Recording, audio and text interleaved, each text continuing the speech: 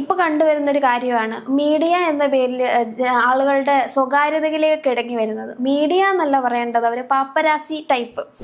നമ്മൾ കണ്ടെയാണ് നടൻ സലീം കുമാറിൻ്റെ വീട്ടിൽ നടന്നതും അവിടുത്തെ പ്രശ്നവുമൊക്കെ. പിന്നീട് ഇപ്പോൾ ഇതിനെതിരെ പ്രതികരിച്ച് വന്നിരിക്കുകയാണ് നമ്മുടെ ഫാത്തിമ തഹ്ലിയ MLA.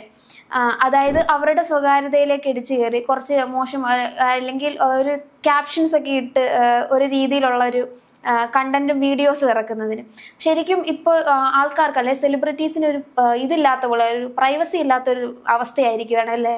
അവിടെ പേരാമ്പ്ര MLA ആയ ഫാത്തിമ തഹ്ലിയ ഇങ്ങനെ പറയാനുണ്ടായതിന് കാരണം എന്താണെന്ന് വെച്ചാൽ ഇന്നലെ നടന്ന ആ ഒരു പ്രിയദർശിനി സൗജന്യ ബസ് യാത്ര, സ്ത്രീകൾക്കായുള്ള യാത്ര ഉദ്ഘാടനം ചെയ്തത് ഫാത്തിമ തഹ്ലിയായിരുന്നു.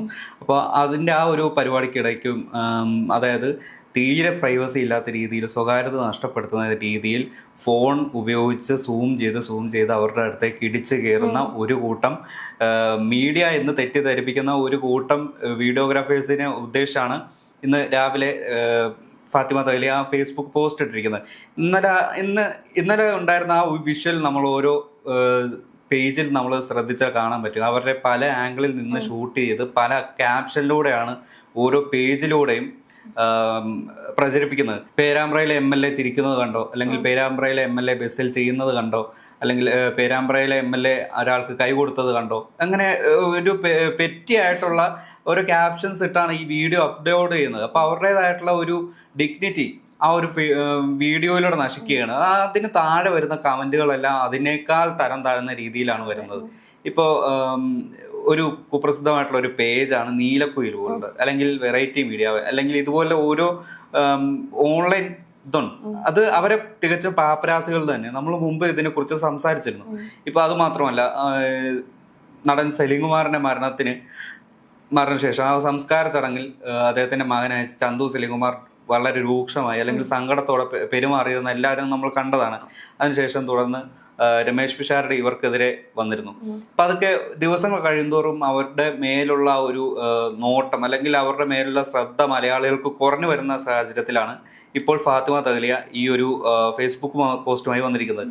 അന്യന്റെ ഒരു സ്വകാര്യതയിൽ ഇടപെട്ടാൽ അല്ലെങ്കിൽ കടന്നു കയറാൻ നോക്കിയാൽ അല്ലെങ്കിൽ അത് വെച്ച് കണ്ടന്റ് ഉണ്ടാക്കി കഞ്ഞു കുടിക്കാൻ ശ്രമിക്കുന്നവർക്കെതിരെ പോലീസ് നടപടി അല്ലെങ്കിൽ നിയമ നടപടിയായി മുന്നോട്ട് പോകുമെന്നാണ് ഫാത്തിമ തഹ്ലിയ മുന്നറിയിപ്പ് നൽകിയിരിക്കുന്നത്.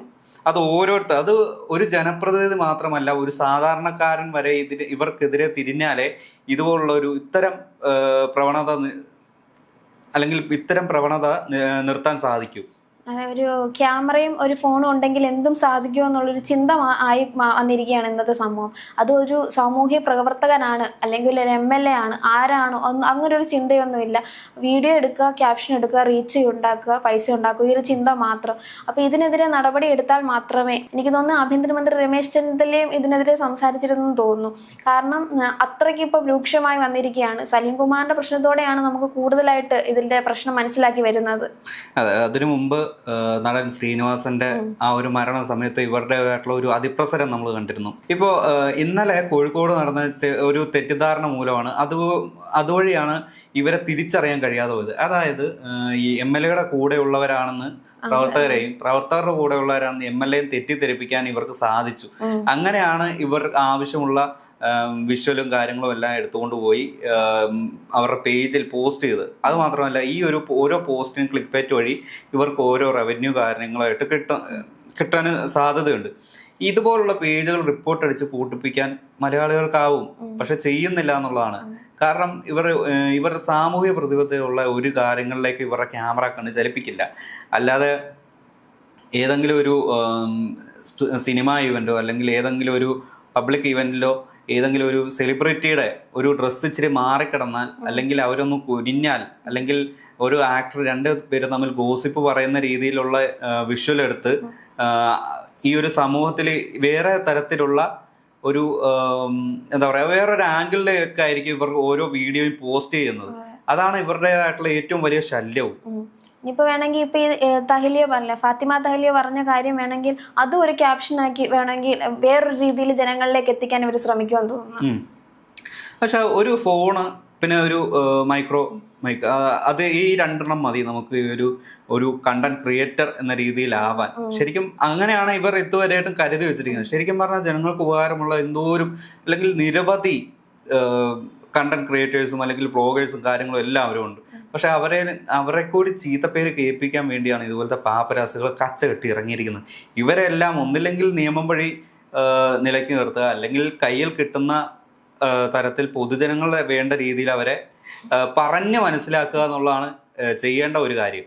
ശരിക്കും ഫോണും മീഡിയ ഇപ്പം നടക്കുന്ന സംഭവങ്ങളൊക്കെ പുറത്തു കൊണ്ടുവരുന്നേക്ക് നല്ല കാര്യങ്ങളാണ്. കുറേ കാര്യങ്ങൾ ചെറിയ സ്ഥലങ്ങളിലൊക്കെ നടക്കുന്നത് നമുക്ക് പുറത്തറിയാനായിട്ട് ഇങ്ങനത്തെ വഴിയൊക്കെ സാധിക്കുന്നുണ്ട്.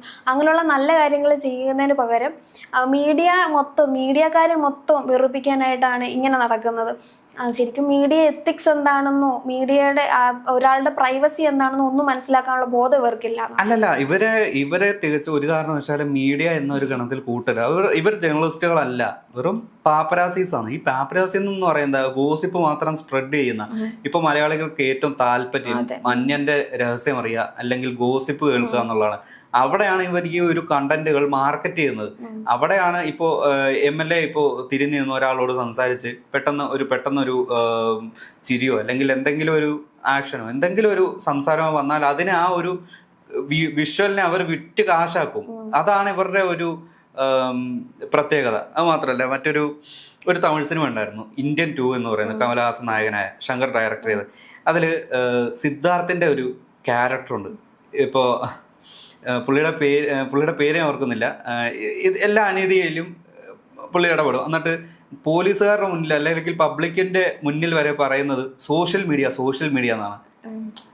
അയാളുടെ പേര് പറഞ്ഞിട്ട് സോഷ്യൽ മീഡിയ എന്നാണ് അഭിസംബോധന ചെയ്ത്. ഈ സോഷ്യൽ മീഡിയ ആണെങ്കിൽ എന്തുകൊണ്ട് പോലീസും അല്ലെങ്കിൽ ജനങ്ങളും അവിടെ പേടിക്കണം? ഒരു ജേർണലിസ്റ്റിന് കിട്ടുന്ന ഒരു പ്രിവിലേജ് ഇവർ ഇതുവഴി, അതായത് ഈ ഒരു സോഷ്യൽ മീഡിയ കയ്യിലുണ്ട് അല്ലെങ്കിൽ ഈ ഒരു അക്കൗണ്ട് കയ്യിലുണ്ടെന്നുള്ള രീതിയിൽ മുതലെടുക്കുകയാണ്. അതൊരു സർക്കാസം രീതിയിലാണ് ഈ ഒരു സിനിമയിൽ അത് പ്രസന്റ് ചെയ്തത്.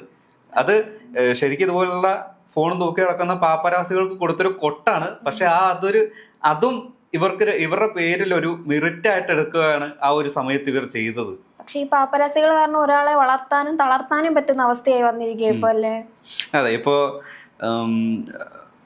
കണ്ടന്റ് ക്രിയേറ്റേഴ്സ് ആയ ഓരോ സെലിബ്രിറ്റീസുകൾ ഉണ്ടാവുമല്ലോ. വേണമെങ്കിൽ മറ്റേ രേണു സുധീനെ പറയാം, അല്ലെങ്കിൽ ജാസി അല്ലെങ്കിൽ ആഷി, അവരെ പോലുള്ള ആൾക്കാരെ ഒരു പരിധി വരെ ഒരു ഹൈപ്പ് കൊടുത്ത് ജനങ്ങളിലേക്ക് ഒരു ടോക്ക് വരുന്ന രീതിയിൽ കൊടുത്ത് അവരെ ഉയർത്തി നിർത്തുക. അത് കഴിഞ്ഞ് അവരുടെ ഓരോ കാര്യങ്ങളും അല്ലെങ്കിൽ ചെറിയ മൈനർ ആയിട്ടുള്ള കാര്യങ്ങളെല്ലാം ജനങ്ങളിലേക്ക് മറ്റൊരു കണ്ടന്റ് ആക്കി ഇട്ട് അവരെ അവിടെ ആ ഒരു വ്യക്തിഹത്യ ചെയ്യുക എന്നുള്ള ഒരു കാര്യങ്ങളും കണ്ടന്റ് ആക്കി ഇവർ ചെയ്യുന്നുണ്ട്.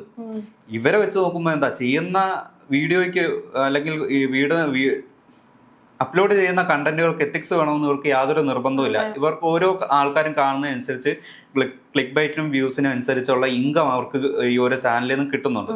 ഇപ്പോൾ മെറ്റയിൽ വ്യക്തമായിട്ടുള്ള ഒരു ഗൈഡ് ലൈൻ വന്നു കഴിഞ്ഞാൽ, അതായത് ഒരു വ്യക്തിയെ താറടിച്ച് കാണിക്കുന്ന രീതിയിലുള്ള മോശമായിട്ടുള്ള രീതിയിലുള്ള കണ്ടന്റ് പോസ്റ്റ് ചെയ്യരുത് എന്ന രീതിയിലുള്ള ഗൈഡ് ലൈൻ വന്നു കഴിഞ്ഞാൽ ഇതുപോലുള്ള പേജുകളെല്ലാം പൂട്ടിപ്പോകാനുള്ളതേ ഉള്ളൂ. പക്ഷെ അത് ഇവർ മനസ്സിലാക്കുന്നില്ല.